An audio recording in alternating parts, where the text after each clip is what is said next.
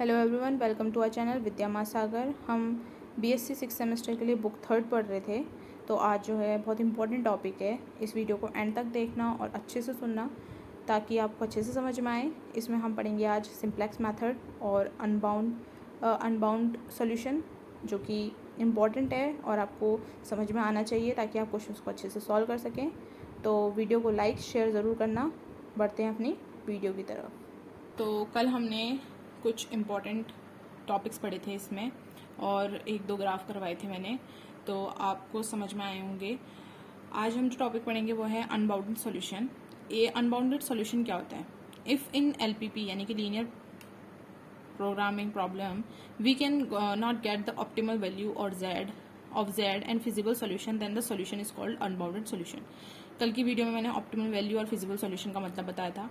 Unbounded solution में क्या होता है? ऑप्टिमल वैल्यू और फिजिबल सॉल्यूशन दोनों ही नहीं मिले अगर हमें, तो वो अनबाउंडेड सॉल्यूशन कहलाएगा।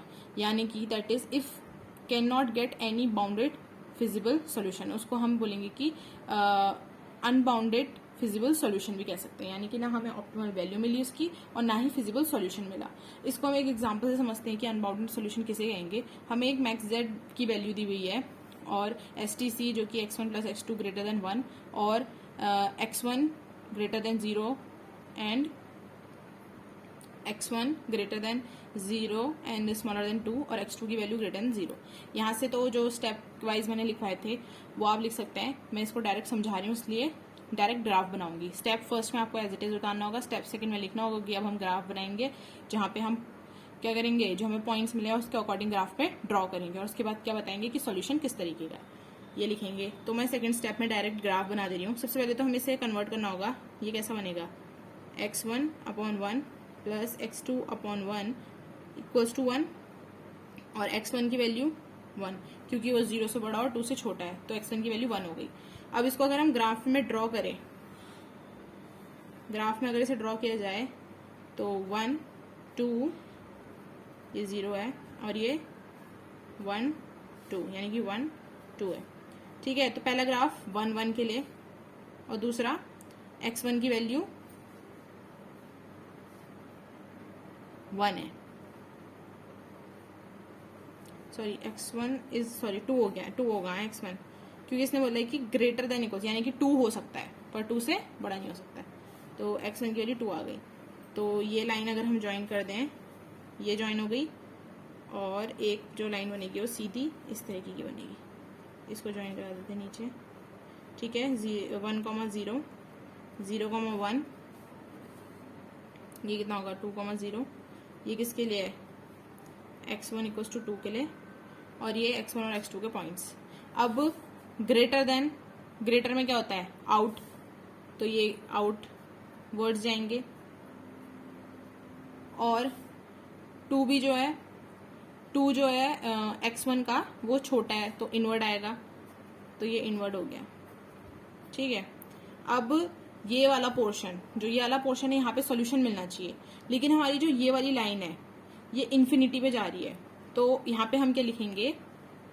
From graph we get the, यानी कि हमें इसमें फिजिबल सॉल्यूशन तो मिला, feasible solution, but we cannot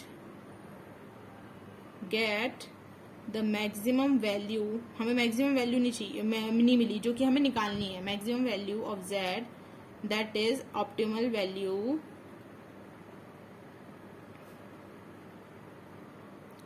so it is unbounded solution. हमें फिजिबल सॉल्यूशन तो मिल रहा है लेकिन क्या नहीं मिल रहा है? ऑप्टिमल सॉल्यूशन नहीं मिल रहा है, मैक्सिमम वैल्यू नहीं फाइंड आउट कर पा रहे हैं हम। तो ये कौन सा हो जाएगा?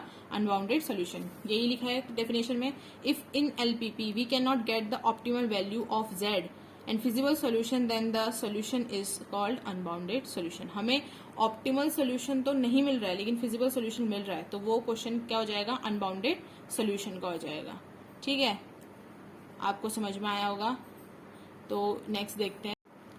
अब जो नेक्स्ट है वो है स्लैक वेरिएबल। ये जो पार्ट है ये बहुत इंपॉर्टेंट है, एग्जाम में इससे क्वेश्चन जरूर बनेंगे। तो स्लैक वेरिएबल, और ये 3 टाइप के होते हैं, स्लैक वेरिएबल, सरप्लस और आर्टिफिशियल वेरिएबल। तो 3 टाइप के होते हैं। तो सबसे पहले हम पढ़ रहे हैं स्लैग वेरिएबल। तो स्लैग वेरिएबल होता क्या है, सबसे पहले ये जानते हैं। अगर हमें कोई वैल्यू दी गई है और उसको हमें लेस देन इक्वल में दिया गया है, इसको इक्वल बनाने के लिए हमको क्या करना पड़ेगा, हमें इसको इक्वल बनाने के लिए कोई स्लैग वेरिएबल यानी कि कोई S1 वेरिएबल जोड़ना होता है ताकि हम इसे इक्वल बना सकें। तो डेफिनेशन में पढ़ते हैं पहले। If a constant has less than equal to in sign, यानी कि लेस देन इक्वल का साइन है, then in order to make it an equality we have to add something on its left hand side. तो उसको equality बनाने के लिए, equal बनाने के लिए क्या करना होता है, उसके लेफ्ट हैंड साइड में हमें एक स्लैग वेरिएबल जोड़ना होता है जिसे S1 कहते हैं। ध्यान रखना, लेस देन इक्वल टू की बात हो रही है यहाँ पे। A that is the non negative variable which are added LHS of constant is known as slack variable. यानी कि जो नॉन नेगेटिव यानी कि पॉजिटिव होंगे हमेशा वेरिएबल जुड़ते हैं लेफ्ट हैंड साइड में लेस देन इक्वल वाले के, उसे हम क्या कहते हैं, स्लैग वेरिएबल कहते हैं। सबसे पहले हमें स्लैग वेरिएबल का जानना जरूरी था कि वो क्यों जुड़ता है और क्या होता है। हमेशा पॉजिटिव होता है, लेस देन इक्वल के लिए जुड़ता है और हमेशा लेफ्ट हैंड साइड में जुड़ता है। किसके लिए, इक्वालिटी के लिए।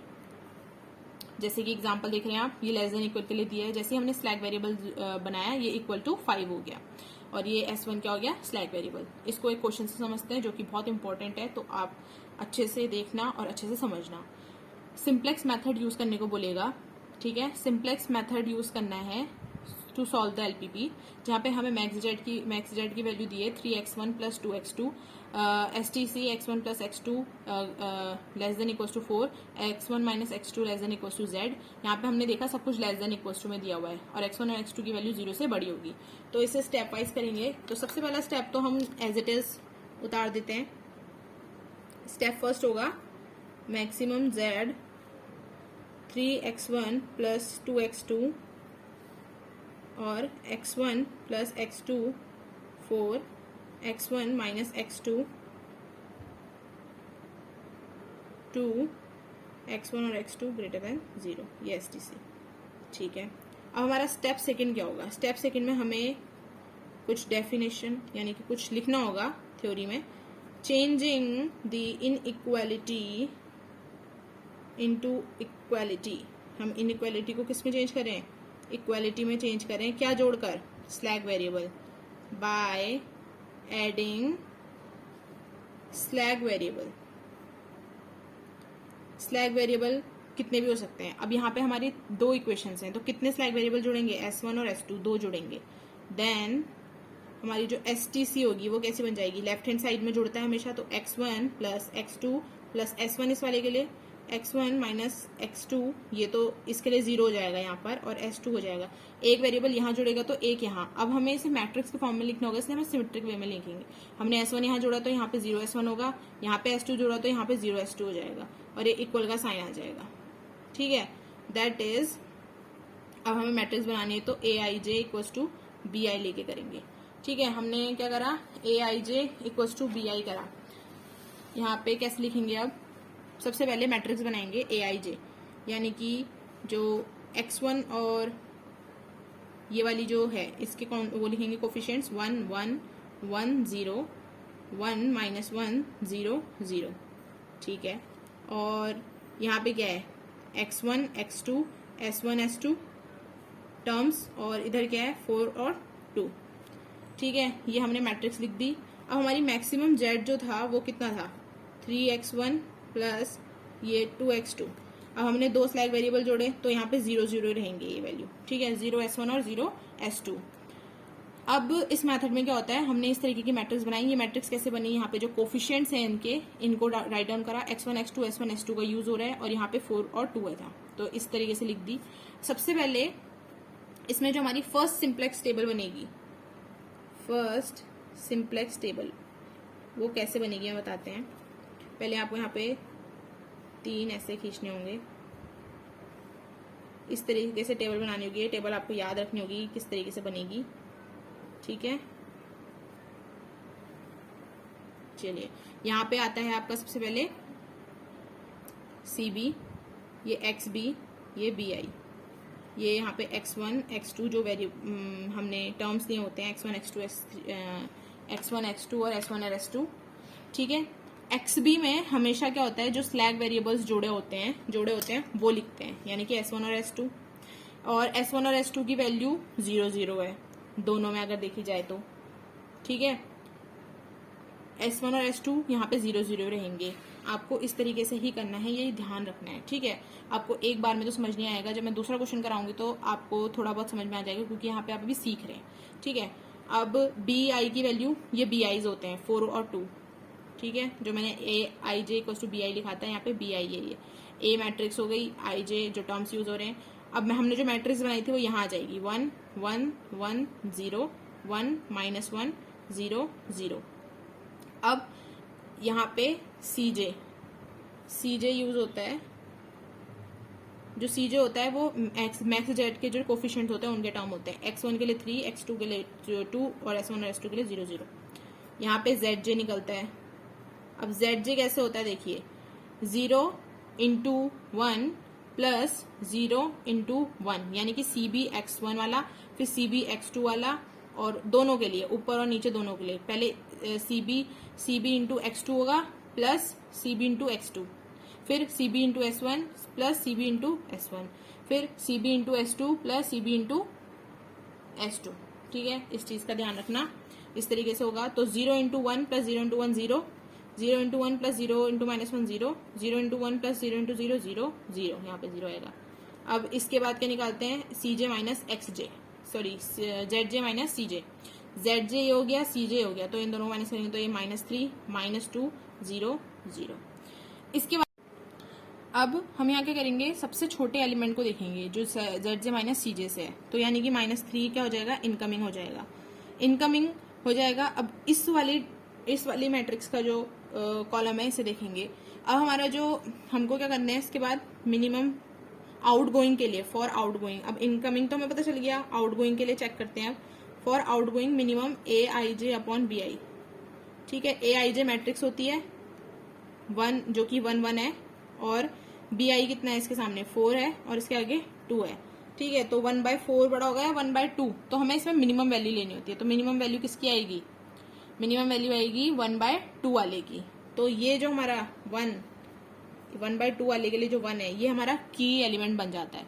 की एलिमेंट के जो सामने वाला टर्म होता है S2, यानी कि जो ये वाला S2 है, ये आउटगोइंग बन जाएगा। यहाँ से वैल्यू जाएगी, यानी कि S2 हटेगा और इसकी जगह पे क्या आएगा, x1 आएगा।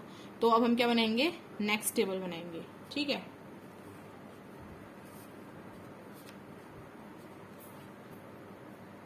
अब देखो, हमको जो ZJ माइनस CJ है पॉजिटिव बनाना होता है, तो मतलब कि तब तक टेबल बनेगी जब तक ZJ माइनस CJ पॉजिटिव ना आ जाए, ठीक है।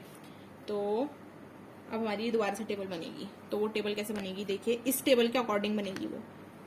सबसे पहले इस तरीके से होगा, ये CJ है, ये x1 x2 S1 S2, ये BI, ये XB, ये CB,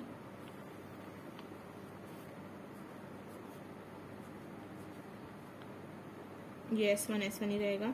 अब देखिए S2 की जगह पे क्या आएगा, x1, जैसे कि मैंने बताया था। x1 की वैल्यू कितनी है ऊपर, 3, यहाँ पे ऐसा आ जाता है।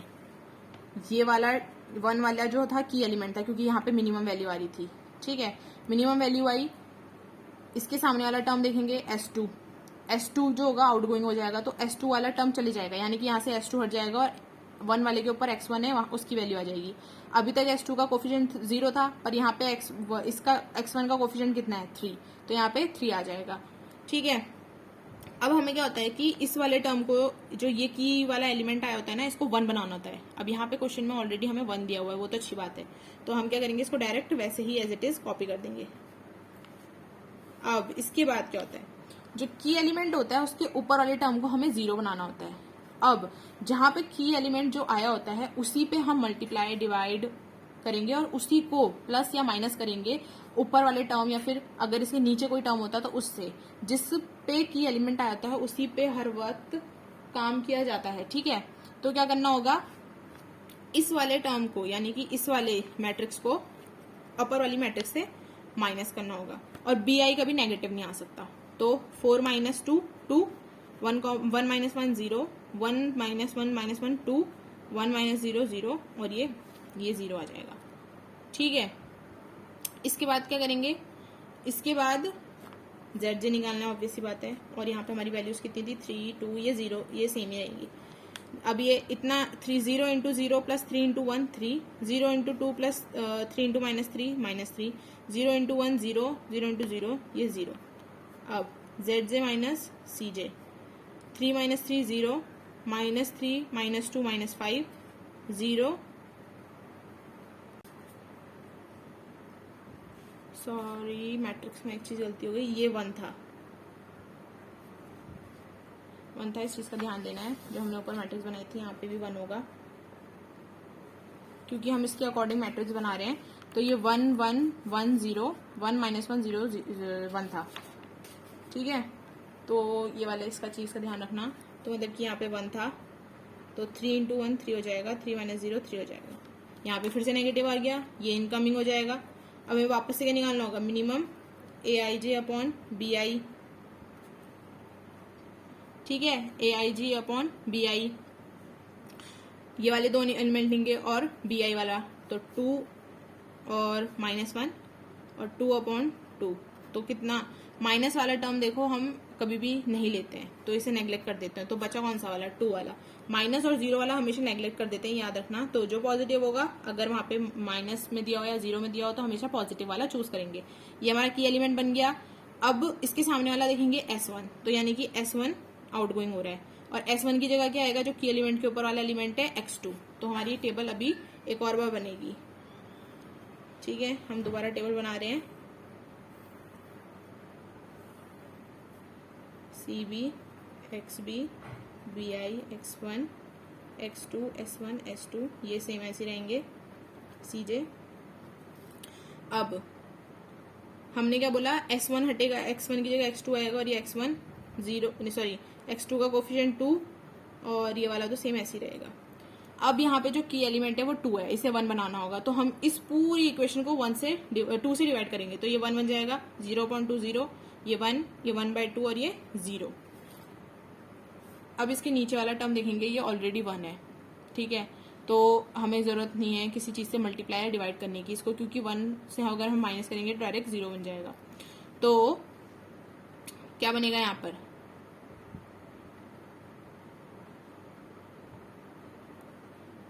अच्छा ये यहाँ पर ये 4 है, हाँ मैंने 2 भी लिखा है, गलती से लिख दिया, ये 4 था, तो ये 2 हो जाएगा। तो अब ये वाली जो टेबल है, इससे नीचे वाले को माइनस करना है। तो 2 - 2 0, 1 - 0 1, ये तो सीधे 0 हो जाएगा 1 + 1 करके, ये 1/2,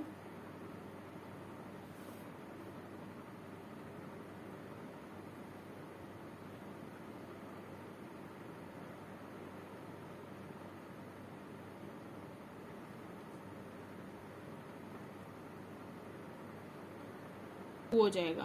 ये हमने सही किया था।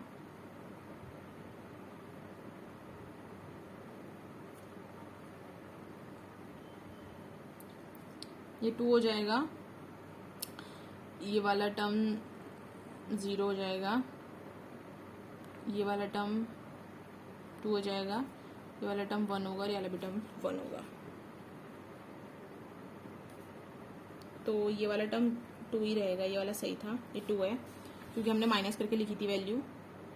तो अब क्या होगा, ये 1 हो जाएगी वैल्यू, ठीक है। और हमें वैल्यूज ऐड करनी है, ठीक है। तो क्योंकि हमें यहाँ पे ऑलरेडी -1 दिया गया है, तो अगर हम यहाँ पे इसको 1 बना चुके हैं, इससे अगर हम इसको प्लस भी करते हैं तो भी ये 0 हो जाता है टर्म, क्योंकि हमें तो इसके नीचे वाला टर्म 0 बनाना है। तो 1 + 2 कितना हो जाएगा, 3, ये 1 ही रहेगा, ये 0 हो जाएगा, ये भी 1 ही रहेगा,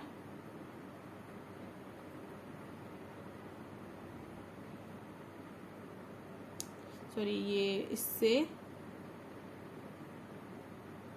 इसको प्लस करें तो 1/2 हो जाएगा, और ये 1 है यहाँ पर, 1 + 1 2 हो जाएगा। तो अब यहाँ पे से क्या निकालेंगे, ZJ। थोड़ी सी गड़बड़ हो गई थी, मैंने यहाँ पे 4 लिख दिया था, जो कि 2 ही होगा, क्योंकि हमने यहाँ पे माइनस करा था वैल्यू, हम एज इट इज नहीं उतार सकते ना, हमने 2 को 4 से माइनस 4 को 2 से माइनस करा इसलिए 2 आया यहाँ पे, 1 को माइनस करा इसलिए 0 आया। ठीक है, उसके बाद 1 से माइनस करा और ये 1 माइनस 1 माइनस 2 हो गया, ये 1 हो गया, ये माइनस का 1 हो गया, ये माइनस का 1 होगा सॉरी, और ये 0 हो जाएगा, फिर प्लस का 1 और माइनस 1 0 हो जाएगा ना, सॉरी माइनस का 1 और प्लस का 1 0 हो जाएगा, ऑब्वियस बात है। फिर 2 0 इंटू 3 इंटू 1 3, फिर 2 1 प्लस 3/2 और ये माइनस का 2। देखो जब हमने इसको 2 से डिवाइड किया तो ये तो 1 हो गया, याला 2 से डिवाइड किया तो 1 0 1 1 1, ये माइनस का 1/2 होगा। ठीक है, माइनस का 1/2 तो होगा। उसके बाद हमने माइनस के 1/2 को जब 1 से प्लस किया तो कितना आएगा, -1/2 प्लस 1, यानी कि यहाँ पे कितना है प्लस का 1/2, यानी कि यहाँ पे माइनस का 1 प्लस 3/2, तो यहाँ पे कितना बच रहा है 5/2 और ये 2 1/2 और 2 और 3, यानी कि कितने आ गए हमारे पॉजिटिव आ गए। ZJ minus CJ, sorry ZJ minus CJ अभी नहीं, ये वैल्यूज तो मैंने इसी की उतारी है। ZJ माइनस CJ निकालेंगे, यानी कि इतना माइनस इतना, 0 माइनस 3 0 0 5/2 और 1/2, तो ये आ गई हमारी वैल्यूज, पॉजिटिव आ गई। तो अब क्या होगा, x1 और x2 की, ये जो xb के सामने वाली वैल्यूज होती है ना, इन्हें लिखते हैं, x1 और x2 की वैल्यू, x2 की वैल्यू 1 और सॉरी x1 की वैल्यू 3 और x2 की वैल्यू 1, यानी कि अगर यहाँ पे x1 और s1 आया होता तो हमको यानी कि x1 की ही वैल्यू मिली, x2 0 हो जाएगा। हमारी मैक्सिमम z की वैल्यू कितनी थी, मैक्सिमम z की वैल्यू थी 3x1 प्लस 2x2, तो यहाँ पे वैल्यू रख देंगे 3 इंटू 3 प्लस 2 इंटू 1, यानी कि 9 प्लस 2 11, तो हमारे मैक्सिमम z कितना आ गया 11। थोड़ी सी चीज़ों का ध्यान रखना है, क्योंकि अगर एक भी टेबल खराब होती है या फिर गड़बड़ होती है, सारा कुछ नया सा करना पड़ेगा। ठीक है, ये जो है आपको थोड़ा बहुत समझ में आया होगा शायद, तो इसको आप अगर दोबारा देखोगे, दोबारा समझोगे तो शायद समझ में आएगा। मैं इसका एक और क्वेश्चन कराती हूँ इसी तरीके से, ताकि आपको और अच्छे से समझ में आए और अच्छे से क्लियर हो, एटलीस्ट थोड़ा बहुत कुछ समझ में आया होगा कि किस तरीके से टेबल बन रही है। जैसे हमने फर्स्ट सिंप्लेक्स टेबल बनाई थी यहाँ पर, फिर ये सेकंड सिंप्लेक्स टेबल बनाई, थर्ड बनाई, फोर्थ बनाई। अब हमने यहाँ तक क्यों बनाई, क्योंकि हमें XZ माइनस CJ की वैल्यू जो है पॉजिटिव लानी थी। ठीक है, अगर हम जब तक पॉजिटिव नहीं लाएंगे तब तक हमें टेबल कंटिन्यू रखनी पड़ेगी, तो जब तक पॉजिटिव नहीं आता तब तक कंटिन्यू रखेंगे, अगर आ जाता है तो अच्छी बात है। इनकमिंग आउटगोइंग का याद रखना है, इनकमिंग होगा तो उसके बाद हमें क्या करना है, मिनिमम वैल्यू निकालनी है, उससे हमें की एलिमेंट पता चलेगा। फिर की एलिमेंट जो आता है उसके सामने वाला टर्म जो होता है चले जाता है, और उसकी जो ऊपर वाली वैल्यू होती है वो उसकी जगह पे आ जाती है। और की एलिमेंट को हमेशा 1 बनाना होता है, तो उसी में मल्टीप्लाई और डिवाइड होता है, और उसके बाद जो की एलिमेंट हमने लिख दिया होता है उसको पुरानी वाली टेबल के जो ऊपर या नीचे वाले एलिमेंट्स होते हैं उससे माइनस करके 0 बनाना होता है, जो की एलिमेंट के ऊपर और नीचे वाला टर्म होता है उसको। ठीक है, इतना थोड़ा बहुत जो है मैं समरी करके बता रही हूँ, पर अभी जो हम नेक्स्ट क्वेश्चन करेंगे उसमें और अच्छे से देखेंगे, देखते हैं क्या होगा।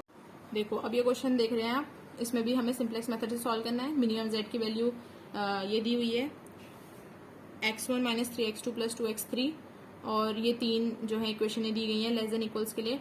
सिंप्लेक्स मेथड में स्लैक वेरिएबल कब जुड़ेगा, जब लेस देन इक्वल टू दिया हुआ, हमने इस तरीके से स्लैक वेरिएबल जोड़ दिए। ये वाला स्टेप तो आपको आसानी से आ गया होगा, टेबल में थोड़ी डिफिकल्टी हो रही है समझने में। अब हमें इसमें मिनिमम z की वैल्यू दी होती है, हमें इसे मैक्सिमम बनाना होगा, तो मैक्सिमम बनाने के लिए हम क्या करेंगे, इसको माइनस से मल्टीप्लाई कर देंगे, और यहाँ से CJ की वैल्यू आती है, हमें पता है कोफिशिएंट्स के लिए -1 3 -2 0 0 0। एक्स मैट्रिक्स बनाना भी ईजी है, मैट्रिक्स को हम सिंपली इससे देख के बना सकते हैं। यहाँ तक का मेथड क्लियर होगा। इसके आगे क्या करना है, इसके आगे जो हमें टेबल बनानी है वो ये होगी, ये टेबल ही है जो है, मतलब जो थोड़ी डिफिकल्ट है, डिफिकल्ट तो नहीं है, आप 1-2 बार करेंगे क्वेश्चन तो आपको आसानी से समझ में आएगा। यहाँ पे x1 x2 x3 s1 s2 and s3,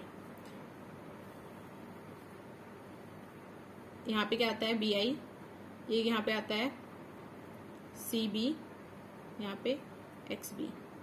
CJ कितने का आता है 1, माइनस का 1 3, माइनस का 2 0 0 0। ठीक है, इसके आगे एक्स बी में हमेशा जो स्लैग जोड़े होते हैं वो आते हैं, तो S1 S2 और S3। इसके बाद बी आई कितना है 7 12 10, S1 S2 और S3 की वैल्यू 0 0 0। मैट्रिक्स कितनी थी 3 -1 2 1 0 0 -2 4 0 0 0 सॉरी 1 0। हर चीज़ का ध्यान रखना है क्योंकि एक छोटा सा नंबर भी अगर मिसप्लेस हुआ कुछ भी तो गड़बड़ हो जाएगी टेबल और आपको फिर से बनानी पड़ेगी, तो इसमें ज़्यादा दिमाग खराब होता है। जेड जे मैंने बोला था कैसे निकालते हैं, इतना इतना इंटू इतना प्लस इतना इंटू इतना, तो जीरो से जितना भी इतना किसी को भी इंटू कर लो जीरो ही आता है। अब जेड जे माइनस सी जे, जेड जे ये होता है सी जे ये है, तो +1 -3 +2 0 0 0। जेड जे माइनस सी जे में जो सबसे मिनिमम वैल्यू होती है उसे चेक करते हैं, तो यहाँ पे कितनी है -3, ये क्या हो जाएगा इनकमिंग। आउटगोइंग के लिए क्या होता है, आउटगोइंग के लिए हमें मिनिमम वैल्यू निकालनी होती है किसकी, मिनिमम वैल्यू किसकी निकालनी होती है AIJ अपॉन BI की। AIJ क्या होता है मैट्रिक्स होती है ऊपर की, यानी कि -1 4 3, माइनस वाला टर्म नहीं लेते हैं कैंसिल हो जाएगा। 4 के आगे वाला 12 है और 3 के आगे वाला 10 है, तो 1/3 और 3/10, इसमें जो छोटा एलिमेंट होगा वो कौन सा होगा 1/3 वाला, तो यानी कि 4 वाला क्या हो जाएगा की हो जाएगा। की के सामने वाला S2 है, तो S2 क्या हो जाएगा आउटगोइंग हो जाएगा डायरेक्ट यहाँ से। अब इसके बाद क्या होता है जो टेबल होगी उसमें क्या हो जाएगा S2 हट जाएगा और उसकी जगह पे क्या आ जाएगा X2 आ जाएगा, और इसका कोफिशिएंट कितना है 3, तो यहाँ पे 3 आ जाएगा। तो इसकी टेबल बनाते हैं। देखो पुरानी जो इससे पहले जैसे हमने ये वाली टेबल बनाई इसके अकॉर्डिंग ही नेक्स्ट टेबल बनेगी, तो इसका ध्यान रखते हुए चलना है, ठीक है।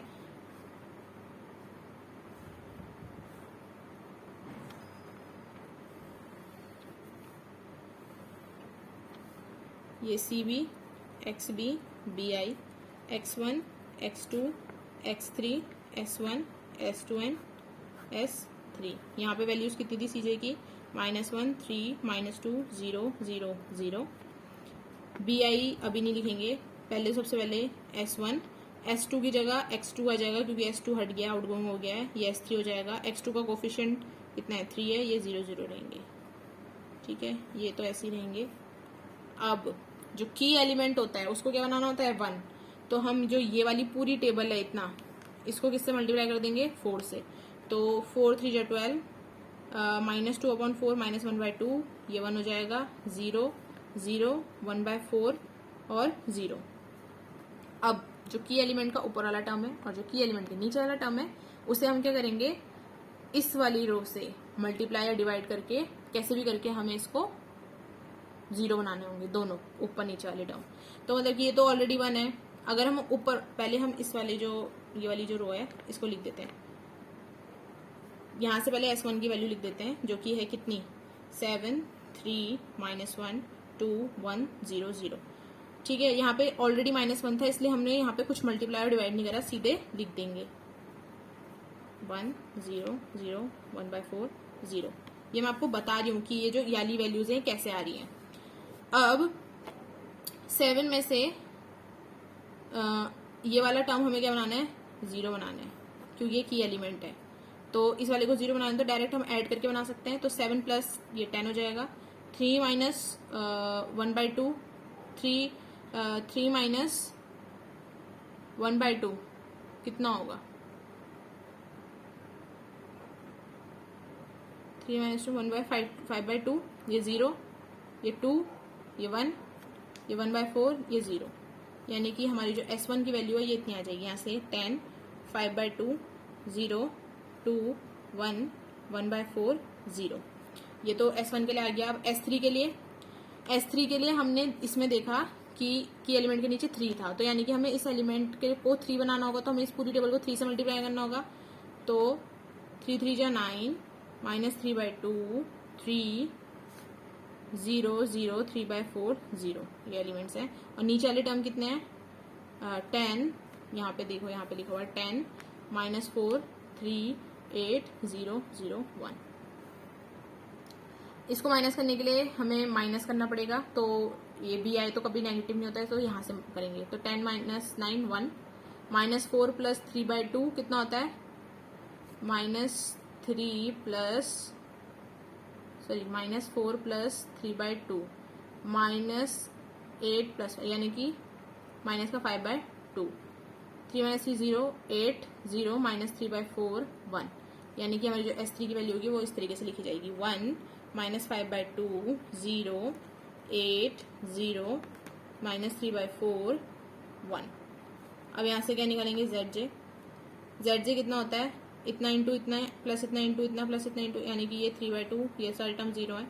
3 को 3 फिर 0 फिर 0 3/4 फिर 0 फिर ZJ माइनस CJ -3 -3/2 -1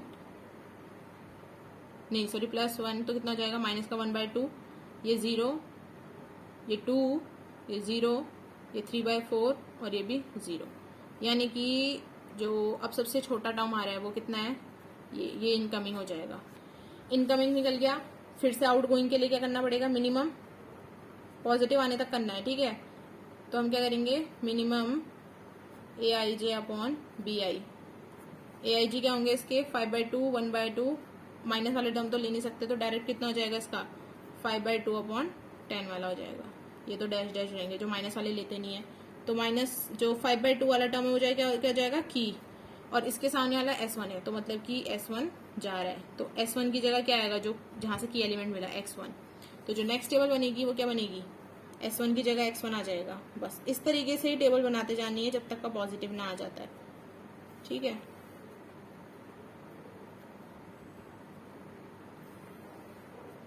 यहाँ पे CB XB BI CJ कितना है X1 X2 X3 S1 S2।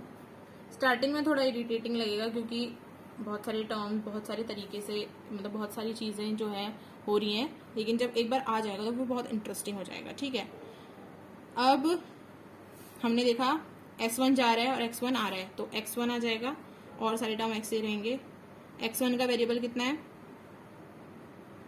-1, यहाँ पे आ सकता है, ठीक है 3 0, और यहाँ पे कितना था -1 3 -2 0 0 0। अब जो 5/2 है उसे हमें क्या बनाने की एलिमेंट को 1, तो हम 2/5 से इंटू करेंगे। अगर हम 2/5 से 10 को इंटू करेंगे तो कितना बचेगा, 10 इंटू 2/5 यानी कि 4, ये 1 हो जाएगा, ये 0। 2/5 से इंटू करेंगे तो 4/5 2/5 2/10 नहीं 2/10 नहीं 1/10 और 0। अब हमें क्या बनाना है, ये वाला तो हमारा आ गया, -1/2 से इंटू करेंगे और इसको सब मतलब ऐड कर देंगे तो हमारी वैल्यू ये नीचे वाली 0 हो जाएगी, और इसको भी 0 बनाना है तो 5/2 से इंटू करेंगे और डायरेक्ट वैल्यू बना देंगे। अब मैं वापस से ऐसे टेबल नहीं बना रही हूँ क्योंकि मैं बता चुकी हूँ कि ये कैसे वैल्यूज आई हैं, तो मैं डायरेक्ट करूंगी, ठीक है। -1/2 है तो यानी कि हमें यहाँ पे क्या बनाना है 1/2, ये वाला जो है इसको 1/2 बनाना है, तो अगर हम इसको 1/2 बनाएंगे तो ये कितना हो जाएगा, लिख देती हूँ चलो, 1/2 करेंगे तो 2 1/2 0 1/2 यानी कि 2/5 1/5 और 1/2 यानी कि 1/20 और 0, और इसके नीचे वाला टर्म कितना है 3 -1/2 1 0 0 1/4 0, तो ये कितना आ जाएगा 5 0 1 2/5 1/5 20 1/2 20 प्लस 1/4 4 5 जो 20 यानी कि 6/20 यानी कि 2 3 3/10 और 0, तो ये वैल्यूज कितनी आ रही है 5 0 1 2/5 1/5 3/10 और 0 आ गई। अब वैसे ही हम किसके लिए निकालेंगे,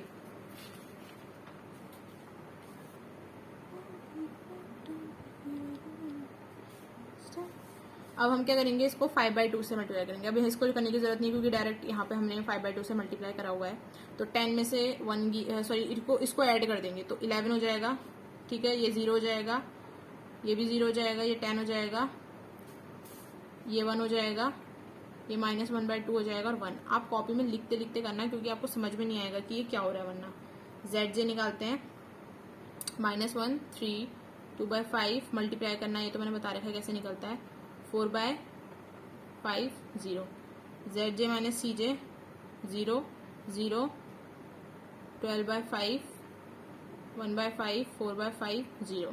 अब हमने क्या देखा यहाँ पे इन टर्म्स को ऐसे, यहाँ पे क्या हो गई हमारी पॉजिटिव वैल्यू आ गई, यानी कि अब हमें इसे फर्दर नहीं करना होगा, यानी कि ZJ minus CJ is greater than 0 positive आ गया। यहाँ से हमारी x1 की वैल्यू कितनी आई 4, x2 की वैल्यू कितनी आई 5 और x3 की 0, क्योंकि यहाँ पे गिवन ही नहीं है। अब हमारा जो मैक्स जेड था जिसे हमने लिया हुआ था वो कितना था -x1 प्लस, पहले हमें मतलब मैक्स जेड की वैल्यू निकालनी होगी माइनस के टर्म में, फिर उसे हम क्या करेंगे माइनस से इंटू कर देंगे तो हमारा मिनिमम निकल जाएगा, क्योंकि हमने मैक्सिमम बनाने के लिए उसे माइनस से इंटू किया हुआ था x3। तो यहाँ पे रखेंगे -4 plus 15 equals to -0 equals to 11, यानी कि मिनिमम z निकालने के लिए हम इसको किससे कर देंगे माइनस से इंटू कर देंगे, तो -11 will be the minimum answer. Table ही बनाना यहाँ पे सबसे बड़ा वर्क है, बाकी तो सब कुछ इजी है, ठीक है। तो होप कि आपको टेबल समझ में आई होगी। इस वीडियो को अगर आपने एक बार देख के समझ नहीं आया तो उसको दोबारा देखना, हर डिटेल को अच्छे से सुनना और कैसे क्वेश्चन सॉल्व करना है ये देखना, और कॉपी में करते करते सॉल्व करना, ताकि आपको इजीली समझ में आए कि स्टेप कैसे हो रहे हैं और क्यों हो रहे हैं। ये जो है मैंने रफ वर्क कर रखे सिर्फ बताने के लिए कि आपको कैसे सॉल्व करना है, बाकी आपको ये दिखाना नहीं होता है वहाँ पे, आपको इसको रफ में करना होता है, ठीक है। तो इस तरीके से ये क्वेश्चन करने हैं। अभी हम इसके आगे और भी मेथड्स पढ़ेंगे। अगर आपको इसके और क्वेश्चन चाहिए तो आप कमेंट सेक्शन में बताना, मैं आपको और क्वेश्चन दे दूंगी ताकि आप घर में सॉल्व कर दें, और उसके आंसर मैं आपको अवेलेबल करा दूंगी PDF के तौर पे टेलीग्राम पे। तो होप कि आपको आज की वीडियो समझ में आई होगी। थोड़ी लेंथी है, थोड़ा कुछ नया है, तो समझने की कोशिश करना और अपने दोस्तों के साथ शेयर करना, लाइक करना और सब्सक्राइब करने को बोलना। Till then take care, good bye, see you.